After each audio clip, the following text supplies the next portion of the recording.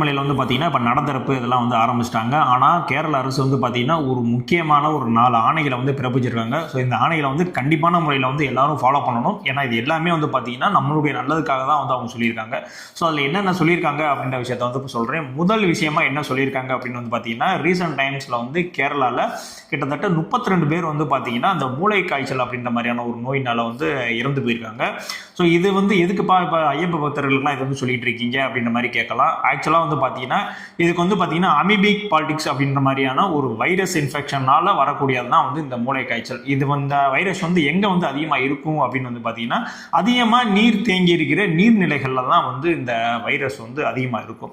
So இதுக்காக தான் வந்து சொல்கிறாங்க. ஏன்னா இப்போ ஐயப்ப பக்தர்கள் எல்லாருமே வந்து பார்த்தீங்கன்னா கண்டிப்பான முறையில் பம்பா நதியில் வந்து குளிச்சுட்டு தான் வந்து எல்லாருமே வந்து மேலே போவாங்க.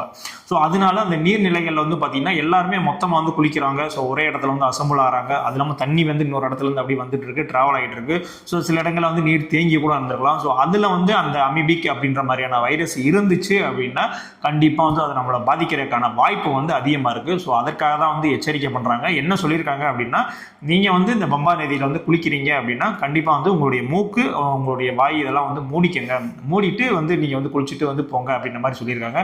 ஸோ இது வந்து உங்களுடைய ஏஜ் உங்களுடைய உடம்பு இதெல்லாம் வந்து பார்த்துக்கங்க. சில பேருக்கு வந்து டோட்டலாக வந்து இது வந்து அவாய்ட் பண்ணணும் அப்படின்ற மாதிரி நினச்சா கூட நீங்கள் வந்து காலை மட்டும் கூட நினச்சிட்டு தலையில் தண்ணி தெளிச்சுட்டு அந்த மாதிரி கூட போவாங்க. ரொம்ப நானே நிறைய பேர் பார்த்து நிறைய வயசானாலாம் அந்த மாதிரி வந்து பண்ணுவாங்க. ஏன்னா தண்ணியினுடைய அந்த ஜில்னஸ்லாம் தாங்க முடியாமல் அந்த மாதிரி விஷயங்கள்லாம் வந்து பண்ணுவாங்க. பர்டிகுலராக இவங்க எதுக்கு சொல்கிறாங்க அப்படின்னா நீங்கள் வந்து தண்ணியில் குளிக்கும் போது அந்த மூக்கின் வழியாக தான் வந்து அந்த பாக்டீரியா அந்த அமீபா வந்து போய் மூளையை வந்து செயலிழக்க செஞ்சிடும். ஸோ இதன் மூலியமாக வந்து ஒரு 32 டெத்து வந்து ஆயிருக்கு. ஸோ இதனால் வந்து நீங்கள் வந்து சேஃபாக இருங்க அப்படின்ற மாதிரி அந்த ஒரு விஷயத்துக்காக தான் வந்து சொல்லப்பட்டிருக்கு. ஸோ இதுக்கப்புறம் வந்து நீங்கள் வந்து அங்கே எந்த மாதிரியான விஷயங்கள் குளிக்கணும் அப்படின்ற மாதிரி விஷயங்களை எப்படி அப்படின்றத வந்து நீங்களே வந்து ஒரு முன்னெடுப்பை வந்து எடுத்துகிட்டு எப்படி பண்ணலாம் அப்படின்றத வந்து நீங்கள் வந்து யோசிச்சுக்கோங்க. ஸோ இதுக்கு தான் வந்து ஒரு முன்னறிவிப்பாக வந்து கேரள அரசு வந்து சொல்லியிருக்காங்க. ஸோ ரெண்டாவது விஷயம் என்ன சொல்லியிருக்காங்க அப்படின்னு பார்த்தீங்கன்னா நீங்கள் வந்து மலை ஏற போறீங்க அப்படின்னா அதற்கு முன்னால உங்களுடைய உடற்தகுதி வந்து கொஞ்சம் கரெக்டாக இருக்கா அப்படின்ற மாதிரியான விஷயத்த ஒரு முறை செக் பண்ணிக்கங்க அப்படின்னு சொல்றாங்க. இது மேக்ஸிமம் வந்து பார்த்தீங்கன்னா இப்போ நீங்கள் வெள்ளையங்கிரி போயிருக்கீங்க, சதுரகிரி இந்த மாதிரி ஹில்ஸ்லாம் போயிருக்கீங்க அப்படின்னா கண்டிப்பாக அங்கெல்லாம் வந்து கீழேயே வந்து கிரவுண்ட்லேயே வந்து இதெல்லாம் வந்து செக் பண்ணிட்டு அதுக்கப்புறம் தான் வந்து உங்களை வந்து மேலே அனுப்புவாங்க. ஸோ அந்த மாதிரி விஷயங்கள் வந்து நீங்கள் வந்து நீங்களே தயாராகிக்கங்க அப்படின்ற மாதிரி சொல்கிறாங்க. நீங்கள் வந்து மலைக்கு வர்றீங்க அப்படின்னா முன்னாடியே வந்து கொஞ்சம் நாட்கள் வந்து கொஞ்சம் அந்த நடைப்பயிற்சி பண்ணுறது, சின்ன சின்ன எக்ஸசைஸு, ஸோ அந்த மாதிரி விஷயங்கள்லாம் வந்து கரெக்டாக பண்ணிக்கோங்க. அதே மாதிரி நீங்கள் மலை ஏறுறீங்க அப்படின்னா யாரையும் வந்து புஷ் பண்ணாமல் இடைவெளி விட்டு கொஞ்சம் இடைவெளி விட்டு அந்த மாதிரி வந்து போங்க. ஏன்னா வயசானவங்க, சின்ன குழந்தைங்க அப்படின்ற மாதிரி நிறைய பேர் வர்றாங்க. ஸோ அவங்களுக்கெல்லாம் வந்து பாதுகாப்பாக இருக்கணும் பட்சத்தில் தான் வந்து இந்த மாதிரியான விஷயங்கள்லாம் வந்து சொல்லப்படுது. ஸோ நீங்கள் வந்து மலைக்கு வர்றீங்க அப்படின்னா முடிஞ்ச அளவுக்கு வந்து உங்களுடைய நடைப்பயிற்சி உங்கள் உடம்பு வந்து ஒரு சின்ன ஆக்டிவிட்டியாவது பண்ணிக்கிட்டு இருங்க அப்படின்ற மாதிரியான ஒரு எப்படி சொல்கிறது ஒரு ஆலோசனை வந்து சொல்லிட்டு இருக்காங்க. ஏன்னா உங்களுக்கு வந்து நீங்கள் வந்து இப்போ சபரிமலை வாரீங்க, உங்களுக்கு வந்து பார்த்தீங்கன்னா ஒரு சர்க்கரை வியாதி இருக்குது, இல்லை வந்து ஒரு பிபி இந்த மாதிரிலாம் இருக்குது அப்படின்னா அதற்கான மருத்துவ சான்றும் அதுக்கான அந்த டேப்லெட்ஸ் இதெல்லாம் வந்து வச்சுக்கோங்க. ஆனால் நீங்கள் வந்து மலை இங்கே ஏற ஆரம்பிச்சிட்டீங்க அப்படின்னா எப்படி நீங்கள் போயிட்டு வர்றதுக்கு எப்படின்னு பார்த்தீங்கன்னா ஒரு 6 hours 7 hours கிட்ட ஆகிடும். ஸோ அந்த இடைவெளியில் வந்து உங்களால் வந்து எதுவுமே வந்து எந்த ஒரு இன்ஃபர்மேஷன் யாருக்கு வந்து ஷேர் பண்ண முடியாது, டவர் இருக்காது, இந்த மாதிரி நிறைய பிரச்சனைகள்லாம் இருக்கும்.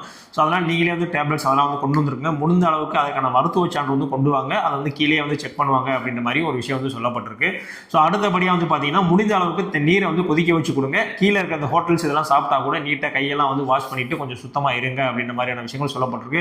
ஏன்னா போய் பார்த்தீங்க அப்படின்னா நிறைய இடத்த வந்து சாப்பிட்டுட்டு அப்படியே வந்து தூக்கிலாம் போட்டிருப்பாங்க. ஸோ அது எல்லாமே வந்து பார்த்தீங்கன்னா திரும்ப வந்து அந்த பம்பா நதியில் தான் விழுவும்.